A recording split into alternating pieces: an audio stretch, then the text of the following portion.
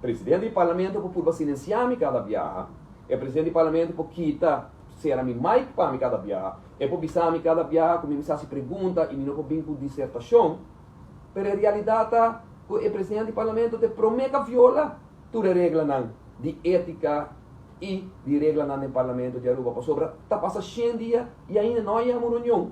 Caminho com dentro da reunião pública, porque se tem medo que tem para uma reunião pública, porque tem uma reunião pública, vou apresentar uma moção e caminha com cada fração, cada membro, riba do mês, tem que pôr uma posição para o que trata de Rijkswet.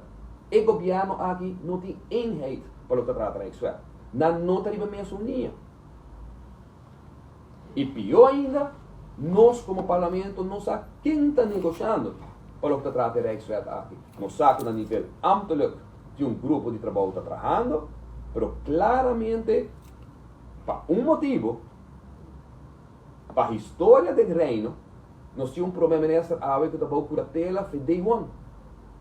Sua parte apone o primeiro-ministro estava por a tela, ribe a discussão principal que tem andando para mais de 5 anos. Qual é a relação no reino para o que trata de Rijkswet?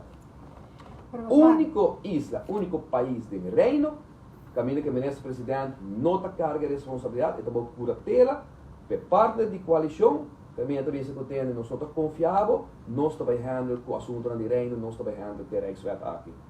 Mas que hora, vou me regular dessa na Aruba, vou também o ministro-presidente, só que a palavra, e o ministro que incluso que o ministro-presidente vou por a tela, de só que tomar decisão para trás da Câmara.